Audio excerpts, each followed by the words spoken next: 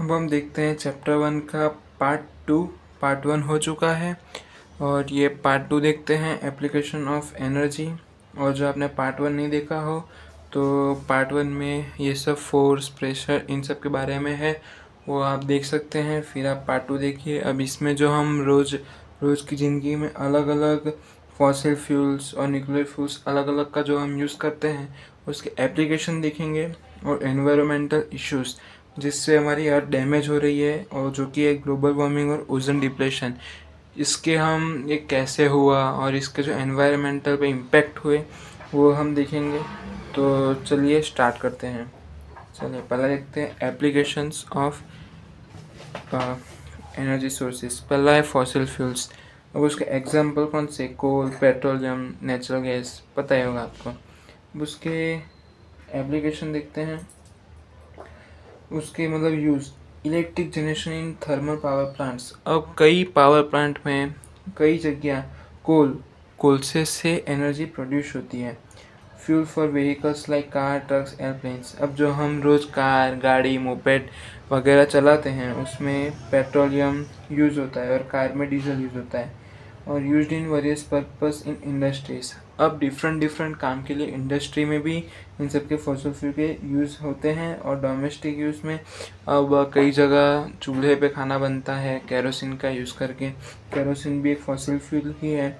और हीटिंग के लिए, गैस के लिए, लाइटिंग के लिए, अलग अलग यूज़ के लिए फॉसिल फ्यूल यूज़ होता है। अब देखते हैं न्यूक्लियर फ्यूल्स। न्यूक्लियर के एग्जाम्पल है यूरेनियम, प्लूटोनियम, थोरियम। और उसके एप्लीकेशन है generation in electricity in nuclear power plants. अब जो न्यूक्लियर पावर प्लांट्स जो कि बहुत भारी डेंजर होते हैं, पर एकदम सेफ्टी, प्रॉपर सेफ्टी करके उसका एक यूज़ वहाँ पे होता है। Use in submarines and naval ship to run them. अब बस सबमरीन और जो ऐसी बड़ी बड़ी जो दरिया मतलब सी में जो तैरती हैं उसमें इसका यूज़ होता है उसको चलाने के लिए। अब used in research reactors.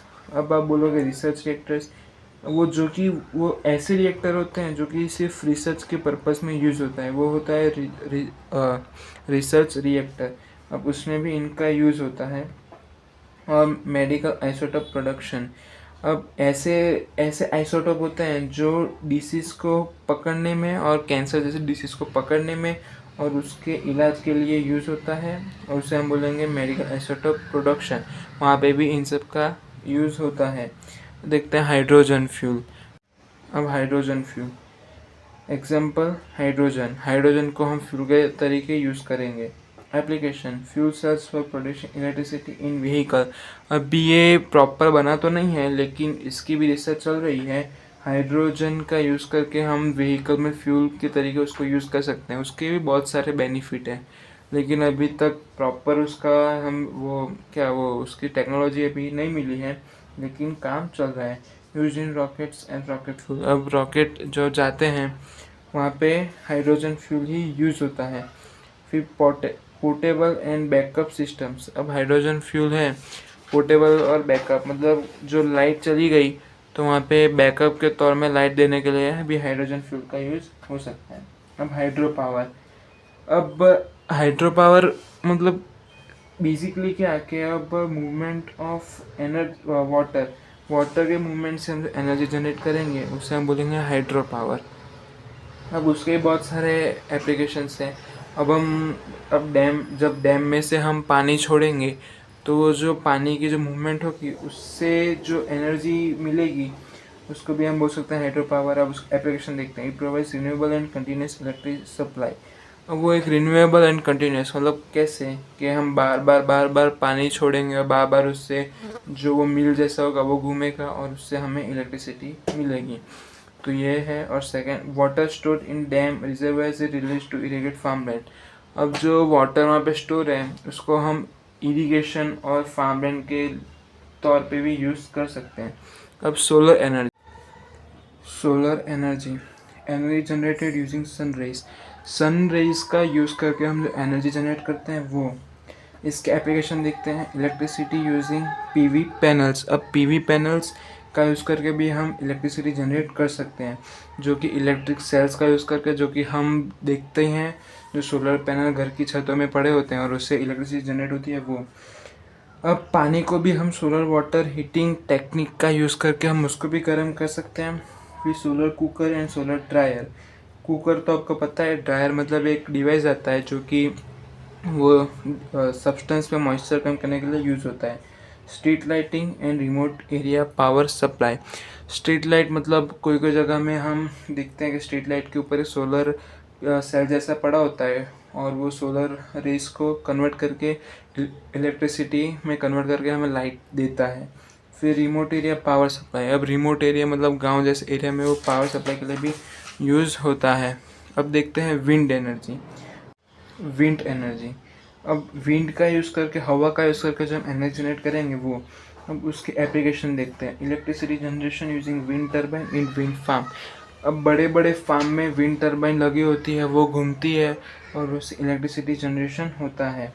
Water pumping windmill is a device that uses wind energy to pump water from Wales.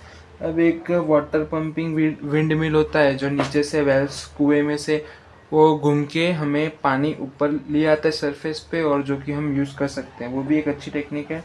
फिर wind turbines are directly use to run small mechanical devices, saw mills, small machinery. अब direct हम wind का use करके जो small small device है उसको भी हम रन कर सकते हैं। उसके एग्जाम्पल है सॉ मिल, और कोई कोई स्मॉल मशीन्स भी हम। बायोफ्यूल्स, उसके एग्जाम्पल है इथेनॉल, बायोडीजल, बायोगैस एक्सेट्रा। अब application, alternative fuels for vehicles, reduces dependence on petrol and diesel. अब हम इसको बायोफ्यूल्स को अल्टरनेटिव फ्यूल मतलब पेट्रोल और डीजल की जगह भी यूज़ कर सकते हैं। इससे क्या होगा, ये जो पेट्रोल और डीजल है उसकी जो मांग है वो कम होगी और इससे हम छुटकारा पा सकेंगे। फिर देखते हैं रूरल कुकिंग एंड लाइटनिंग। और रूरल एरिया मतलब जो गांव होता है वो एरिया में हम जो कुकिंग और लाइट मतलब वो जो रोशनी होती है उसके लिए यूज़ करते हैं। Electricity generation in biomass power plant, मतलब अब बायोमास पावर प्लांट होगा वहाँ पे भी इलेक्ट्रिसिटी जनरेट करने में ये यूज़ होता है। अब देखते हैं एनवायरमेंटल इश्यूज़, जो मतलब एनवायरमेंटल में जो इसके जो हार्मफुल जो यूज़ है ग्लोबल वार्मिंग के, वो पहला है global warming. Global warming refers to the gradual increase in the earth's average surface temperature due to higher concentration of greenhouse gases.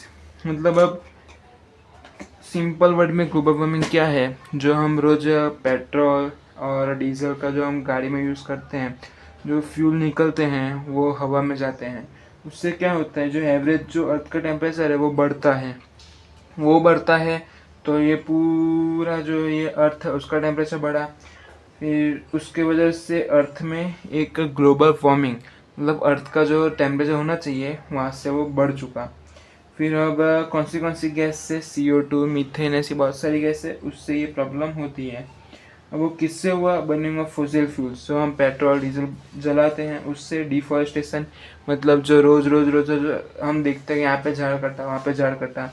Forest हमको एक सील्ड प्रोवाइड करते हैं जो कि ग्लोबल वार्मिंग नहीं होने देती, तो हम डिफॉरेस्टेशन मतलब फॉरेस्ट घटते जा रहे हैं। वो इंडस्ट्रियल एक्टिविटीज़, इंडस्ट्री से धुआं उठता है, इंडस्ट्री वाले वाटर को ख़राब करते हैं, वाटर पोल्यूशन करते हैं, सॉइल पोल्यूशन करते हैं, एक्सेट्रा एक्सेट्रा उनसे।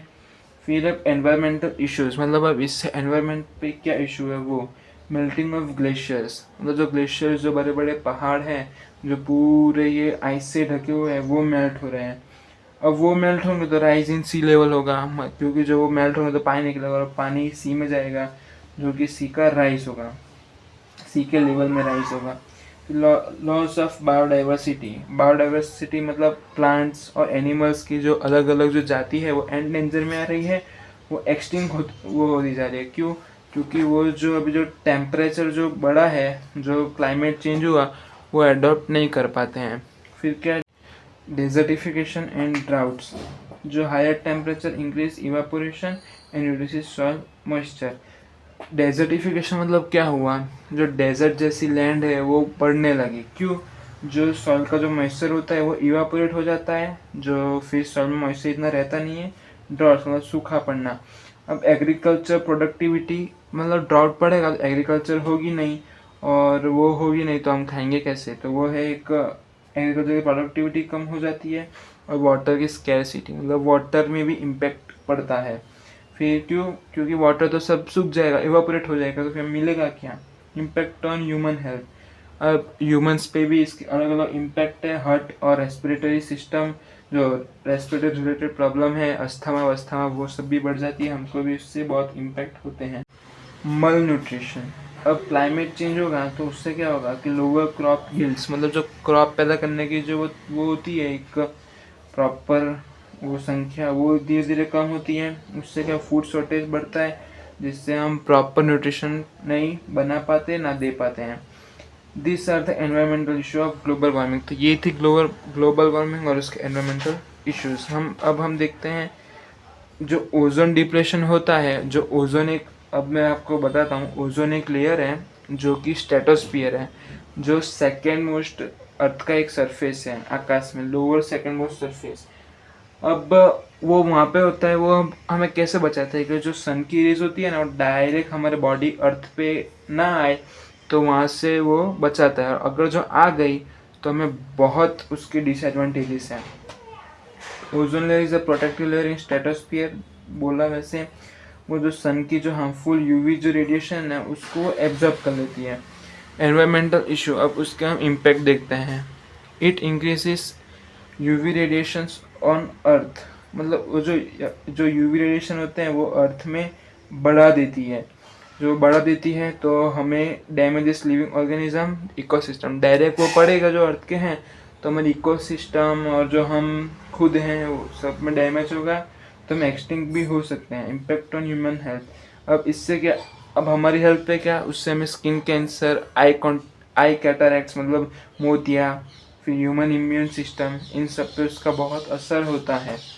फिर it harms plant and crops, अब वो प्लांट और क्रॉप्स हमको नुकसान करेगी, तो प्लांट और क्रॉप मतलब ऑब्वियसली नुकसान करेगी।